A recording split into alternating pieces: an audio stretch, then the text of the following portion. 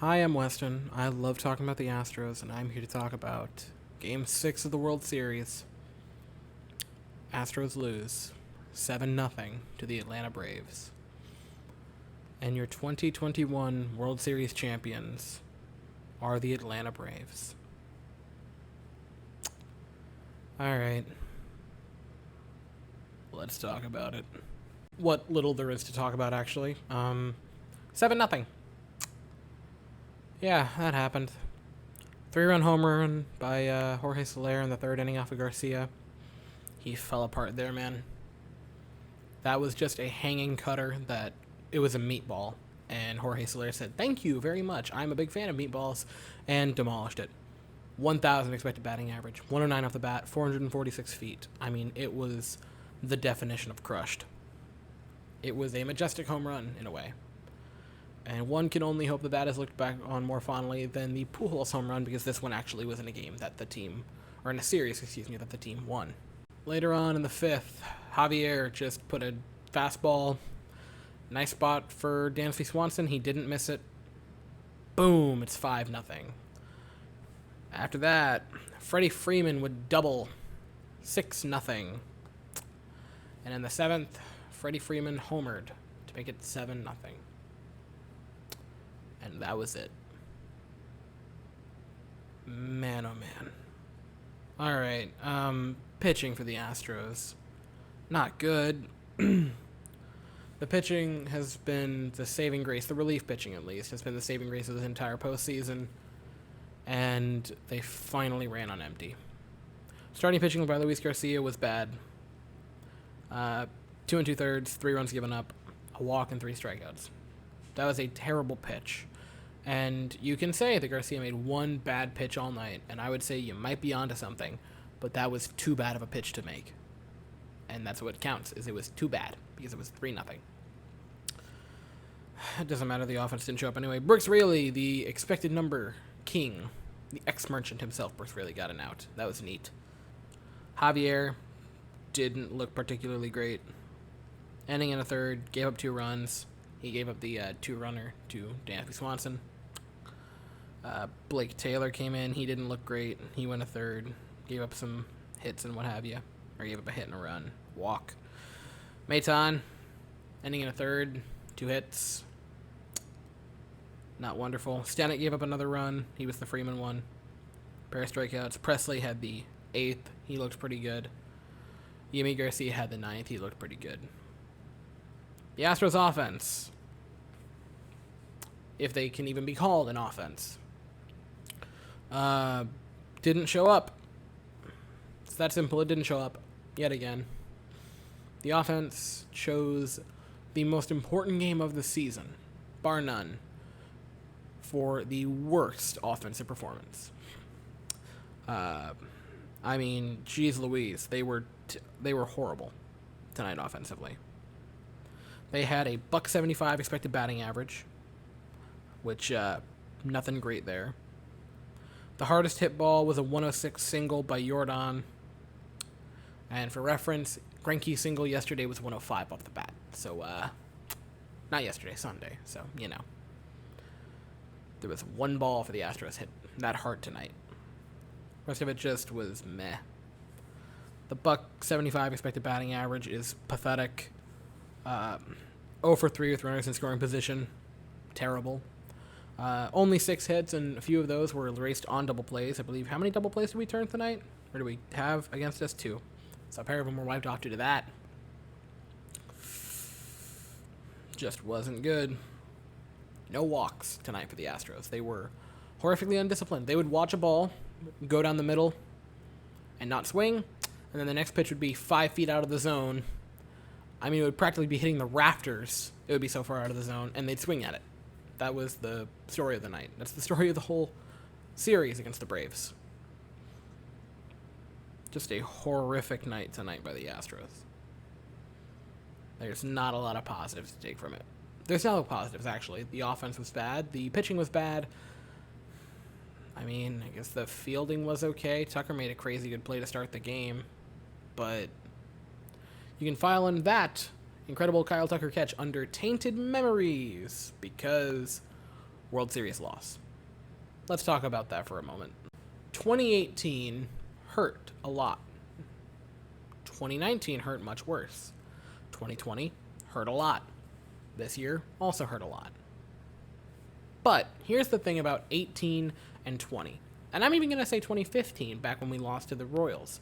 In those three series, when the Astros lost to the Royals were the far and away better team. In 18, when we lost to the Red Sox, they were the far and away better team, and we were also injured pretty badly. But even healthy, probably don't win that.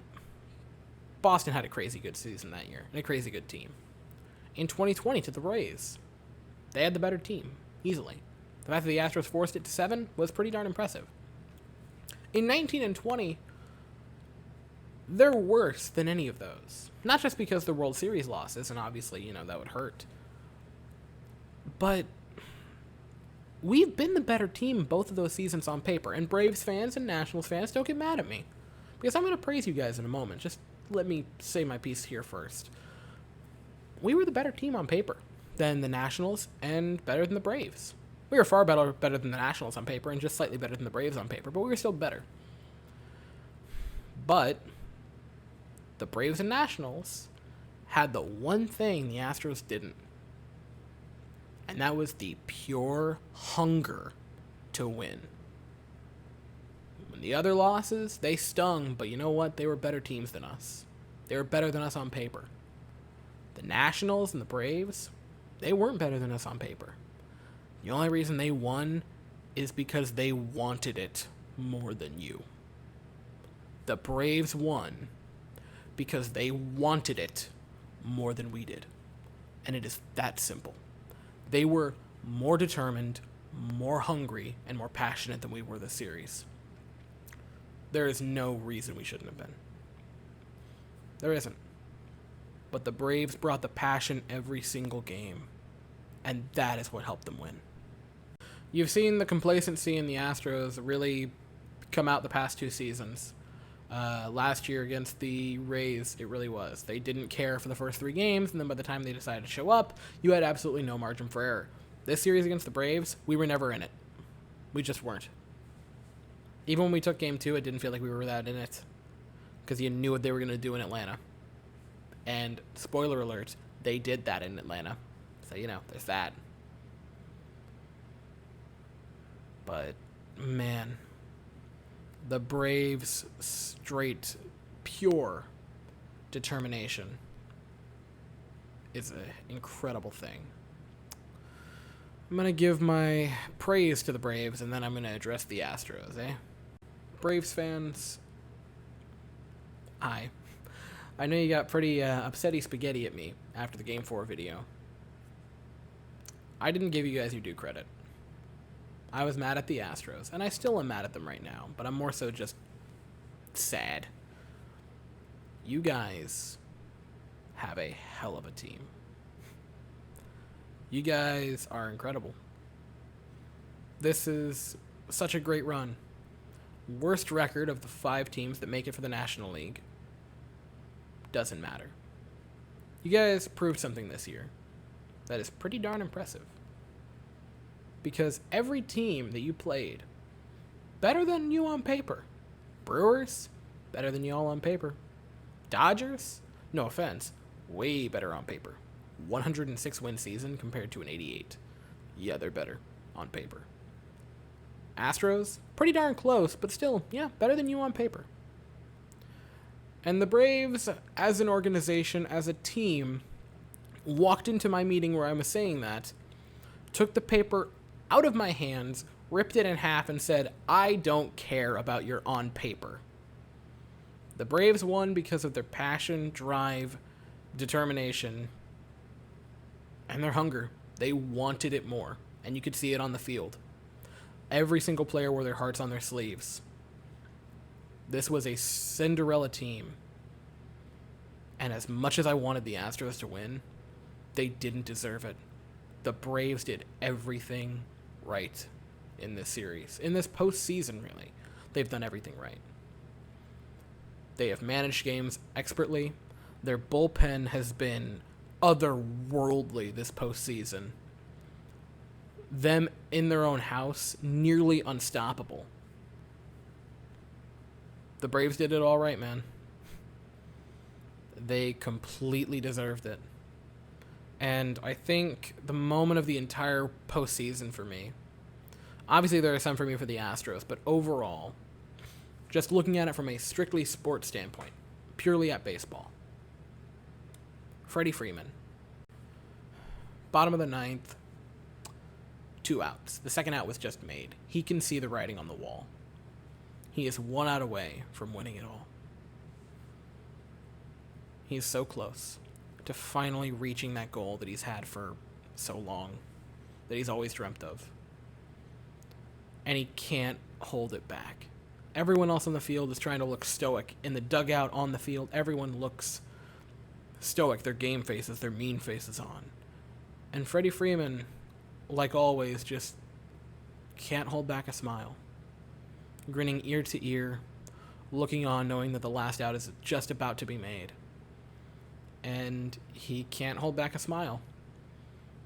And, like, just a childlike joy is the only thing I can say to, like, put it into words. He's covering up his smile with his glove like a little kid.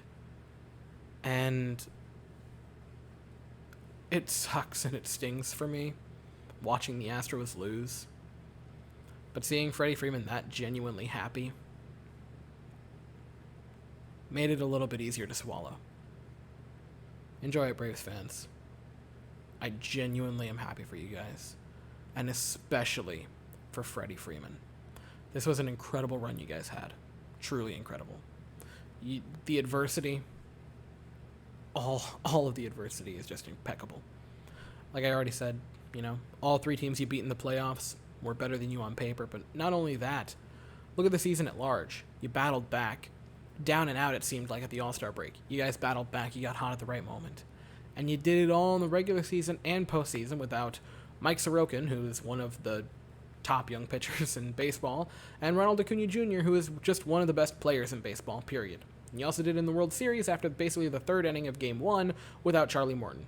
You guys lost the top 2 members of your rotation and your best player, and you still won the World Series.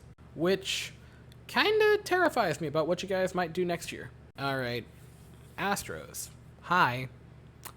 I'm upset, but I can't yell and scream right now. I don't have it in me to be angry and yell and scream and do my whole shtick. You guys were dead on arrival. Game 1, 2 runs. Game 2, you actually have a good offensive output. Neato for you. Game 3, shutout. Game 4, 2 runs. Game 5, you actually show life. And now in Game 6, the elimination game for you. The second one. 7-0. You averaged 1 run in your 4 losses in the World Series. And that is unacceptable. It just is. 2 shutouts in the same World Series is pretty darn impressive. It was embarrassing, to be honest. The Astros just seemed like they didn't care. And it's strange because I don't know what could make you guys want to care more. Not everyone, but the majority of people hate your guts. Motivation clearly isn't an issue. Except it was. The reason you guys didn't win is because you weren't motivated enough. You didn't have the hunger. You didn't want to win it as bad as the Braves did. Nationals. The Nationals keep living rent-free in my mind, and I think they always will after 19. Braves wanted it more than you. That's the thing that's hard, right?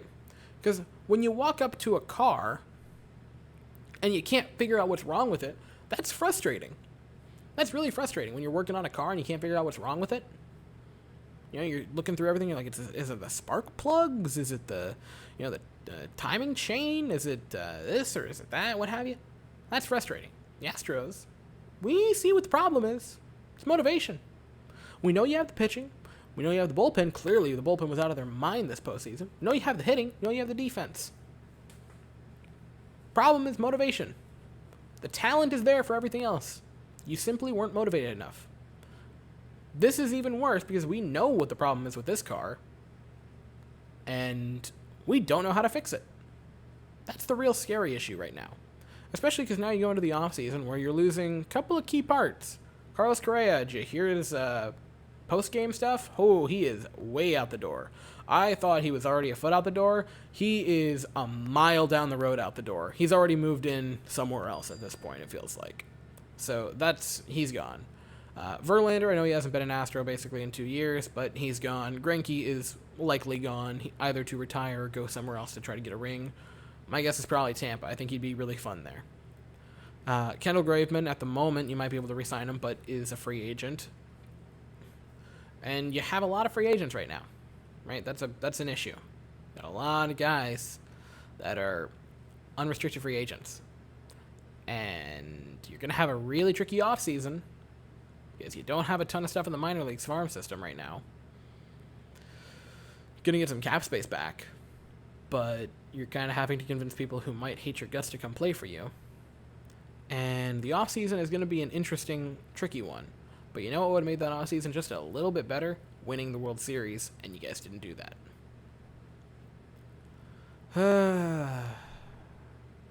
If it is Correa's final game, thank you, Carlos Correa. You were an incredible player for the Astros. Ups and downs, certainly. Highs and lows, lots of them. But overall, you were an integral part to that 2017 team. You've been fun to watch. Your defense is incredible. And even though I think some players, or not players, but fans right now have a bit of a bad taste in their mouth with you, it'll fade. And I truly believe that your time in Houston will always be looked back fondly on. At least for me. Gosh, I hate all these firsts going out the window. Could talk about Dusty Baker for a moment. I suppose that'd be good. I'm fine with him back next year. I'm fine. Which I know is weird because I was kind of saying if we lost the world, or if we won the World Series, I'd want him gone. Whereas now I'm like, yeah, now that we lost, I'd still like you back. I thought Dusty managed great in the postseason. Dusty deserved better in this World Series. Him and Greinke both. Passion isn't a problem for Dusty. It's a problem for the players. But your old 73-year-old manager was getting more fired up than you were. Guys, let's just remember that for a moment. And the people that were trying to complain about Dusty, I saw a few of them, not many, on socials, saying like, oh, he needs to be the motivator for the rest of the team. You know, oh, Dusty needs to get in their faces. And I'm like, what? What? Dusty needs to be the motivator?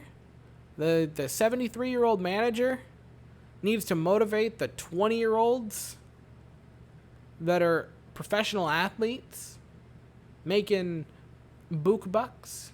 You want it's up to the manager to motivate them? No, it's up to themselves to motivate themselves. I really hated that narrative. Because I thought Dusty was fine. I thought he was great this entire postseason. Look at how well he managed the bullpen, man. Look at how well he managed the bullpen. His bullpen management won us so many games this postseason. He deserved better. Greinke deserved better.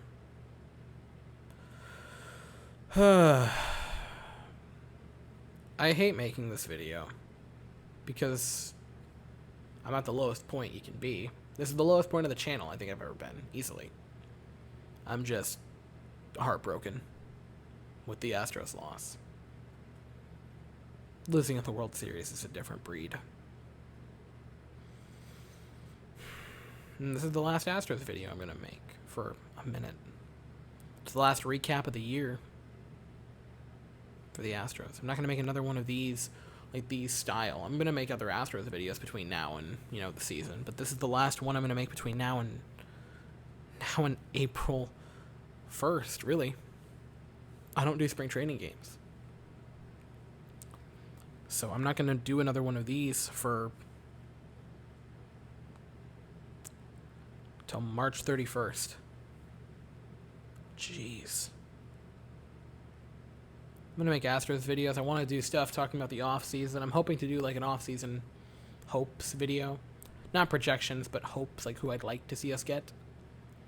Astro Awards. Hopefully will be out next week for my season. I tried to make most of my stuff for the Astros Awards before the postseason, and I think I got like pretty much every award but like 1 or 2 down before the postseason because I wanted to be unbiased with the postseason performances, which probably was swayed a little bit, but I have most of that done. I just need to work some more on it, make sure I iron out all the little kinks of it. So the Astros awards are coming. I'm going to do a lot of stuff in the off season for the Astros. I'm not sure when, but tentatively I'm going to be on a podcast with Locked on Astros during the off season. I'm hoping that at some point during this off season I'm going to make finally get around to making a Discord for this channel. I think that'd be a lot of fun. Hang out with you guys. I know I need to end this, but I just don't want it to. I don't want to say goodbye yet. It's been an awesome season. I grew so much more than I hoped. I grew so much more than I could have hoped. I was at around 130 subscribers at the start of the season.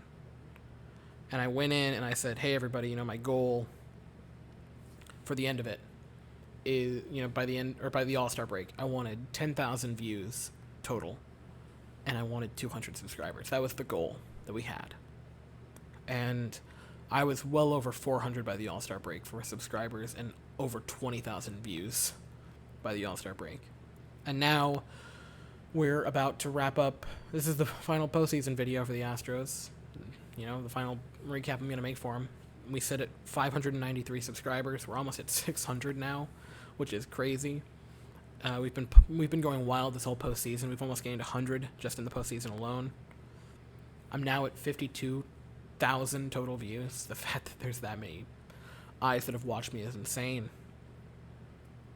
I can't thank you all enough. And everyone who came into the streams, oh my gosh, those are so much fun. Just hanging out with everybody. Just talking. It was awesome. And I've loved every second of it. I know what I need to do. I know it needs to happen. The last one of these till March. Basically April. That sucks. So, if any of you enjoyed the video or the live stream, please consider subscribing and hitting the bell. Thank you all so very much for watching. I hope you all have an absolutely fantastic day. And as always, go Astros.